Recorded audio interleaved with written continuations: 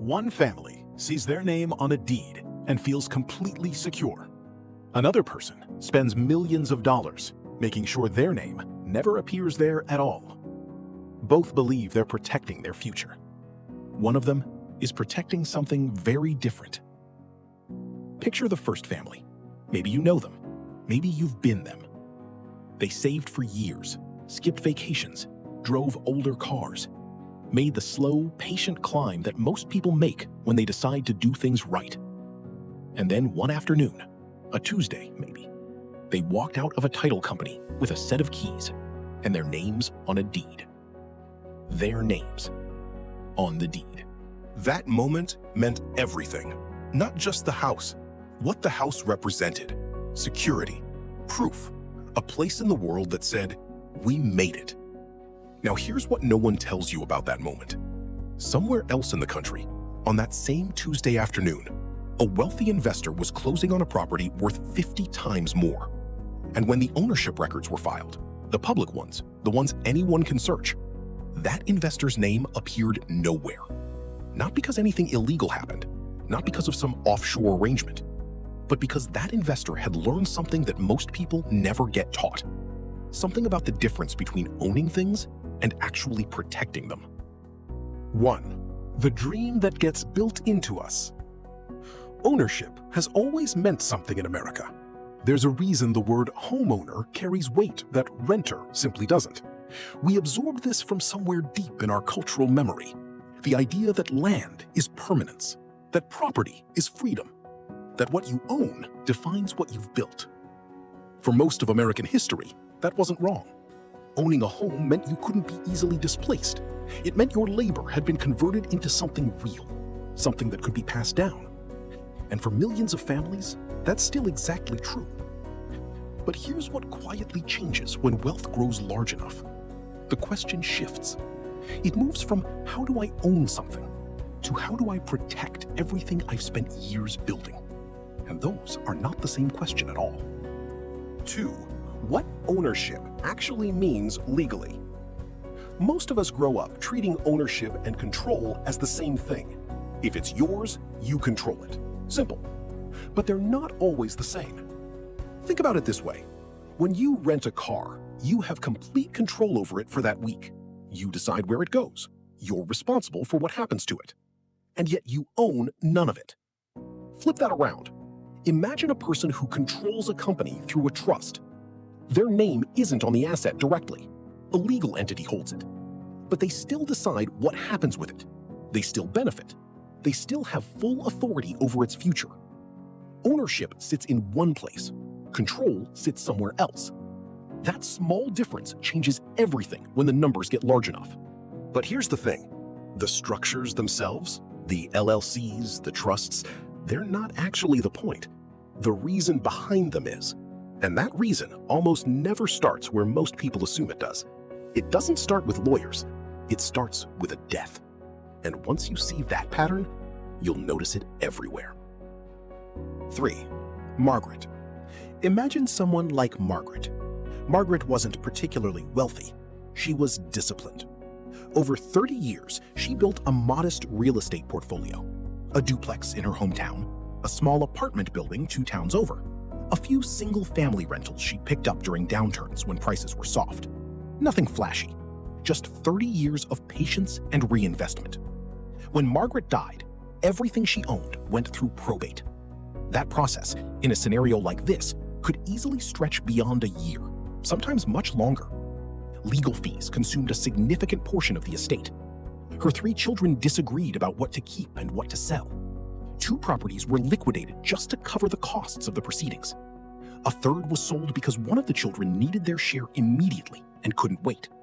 By the time it was over, most of what Margaret had built over 3 decades was gone. Not because of bad investments, not because of bad luck, but because of the way everything was held. Her name was on every deed. Her name died with her. And everything attached to that name got pulled into a legal process that had no interest in preserving what she'd built. But even that wasn't the biggest risk Margaret faced. A surprising number of wealthy families don't lose their fortunes because of bad investments. They lose them because their wealth was built for one lifetime, but never designed for a second. 4. The landlord with 20 units. Meet David. Not a billionaire, not a real estate mogul, just a man who spent 15 years acquiring rental properties one at a time. By his mid-40s, David owned 20 units across 6 buildings, all in his name, all personally tied to him. And then one afternoon, a tenant in one of his buildings slipped on an icy walkway and broke their hip. They sued. Not the building, not an LLC, not some entity with limited assets. They sued David.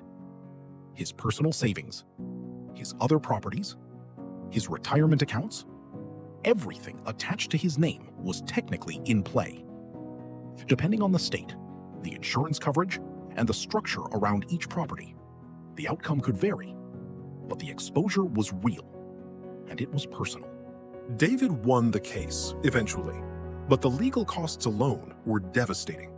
And more than the money, he described the experience this way. I realized I had spent 15 years building something, and I had left the door completely open. The door to what? To someone else being able to walk in and take it. That's the liability realization that most people who build real wealth eventually reach. The moment they understand that their assets aren't just things they've accumulated. At a certain size, they become targets. It's worth saying clearly, an LLC is not a magic shield. If it's poorly maintained, mixed with personal finances, or used carelessly, the protection it offers can weaken significantly. The structure only works when it's treated as a real, separate entity, not just a name on a piece of paper. And surprisingly, liability isn't why most wealthy families build these structures either. There's something deeper. 5. The question that changes everything. This is the part of the story that most people never reach, because most people are still asking the first question: what can I own? The families who build generational wealth eventually start asking a different one: what survives me? That shift from personal ownership to institutional continuity is the real foundation beneath most of the structures we've been talking about. A trust doesn't just protect against lawsuits. It doesn't just simplify inheritance. It answers a question that a person's name by itself cannot answer. A name is fragile. A name can be sued. A name ages. A name eventually disappears from public records when the person attached to it dies. A trust keeps going. Think about the old American families who built something significant: a family business, a farm that's been in operation for a century, a real estate portfolio that's moved quietly from generation to generation. That doesn't happen by accident. It happens because someone, at some point, stopped thinking about what they owned and started thinking about what they were building. Think about the families whose names became institutions in American life: the Rockefellers, the Waltons, the Fords. Each one, at some critical moment in their history, moved away from personal ownership and towards structured continuity. Foundations, trusts, family offices, holdings organized to survive not just one generation, but several. They didn't do this because they had lawyers who convinced them. They did it because someone in that family asked the right question at the right time. Not for themselves, for people who hadn't been born yet. Here's the strange thing. None of this is actually about houses. Not really. The LLCs, the trusts, the holding companies, they're just the containers, the mechanisms, the legal plumbing behind a much larger idea. What this is actually about is time. Specifically, the gap between how long a person lives and how long the things they build can last. A person lives, on average, 70 or 80 years. Under certain structures, and depending on state law, a trust can last far beyond a single human lifetime, long enough to carry assets across 3 or 4 generations without any one person's death causing it to unravel. The wealthy figured out that the legal system, for all its complexity, offers a simple and powerful tool. You can separate the lifespan of a person from the lifespan of what they built. Most people never use that tool, not because it's unavailable to them, but because they never thought to ask whether it existed. 6. Privacy briefly. One more thing worth mentioning, and it's simpler than the rest. In most states, property ownership is part of the public record. Anyone can look it up. For most people, that's theoretical. Nobody is searching their name. But at a certain level of public life, those records attract attention. Cold calls, unsolicited pitches, security concerns. Holding property through an LLC or trust means the public record shows an entity name instead of a person's. This isn't about secrecy. It's about quietly reclaiming the ordinary privacy that most of us already have, simply because no one cares enough to look us up yet. 7. The misunderstanding. Every few months, a claim circulates online. The rich own nothing. They just control everything. There's a grain of truth in there, which is probably why it spreads. But as a complete picture, it's misleading. Wealthy people often own an enormous amount of assets. The structures, the LLCs, the trusts, are frequently owned by the individuals behind them. Ownership and control are connected, just not in the flat, single-layer way most people are used to seeing. The difference is layers. Most people have one layer, their name and the things under it. Wealthy individuals often have multiple layers, entities that own assets, with a person at the center directing everything. The goal isn't to vanish from the picture. The goal is to build a picture that doesn't depend on any single name to stay intact. And here's the line worth writing down. The wealthy don't simply own more. They think differently about what ownership means. That's the real distinction. 8. The deeper lesson. None of this is a prescription. This isn't a tutorial. Most people, at most stages of their lives, don't need structures like these. But the mindset behind them is worth something, regardless of how much you own. The wealthy separate things that most of us keep bundled together: ownership, control, risk, time, legacy. They treat each one as a distinct variable. They ask, what do I actually need to own? What do I just need to control? What risks am I carrying? And where should those risks actually live? What am I building for this year? And what am I building for the people who come after me? That's the shift. Not a legal structure, not a tax strategy. A different set of questions, asked earlier, answered more carefully, and built into the foundation of everything. Come back to that first family, the ones who walked out of the title company on a Tuesday afternoon, keys in hand, names on a deed. That moment was real.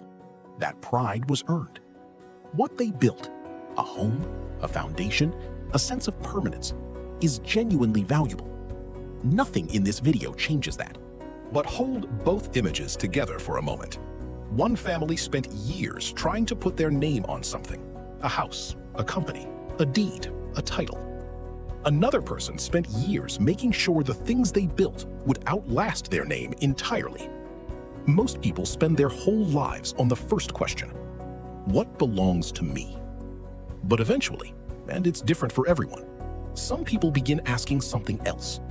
Not what belongs to me, but what survives me. And that, quietly, without fanfare, may be one of the most important questions that wealth ever asks. If this changed the way you think about ownership, subscribe to Rich Explained. Because wealth is rarely about what people show you. It's often about the structures you never see.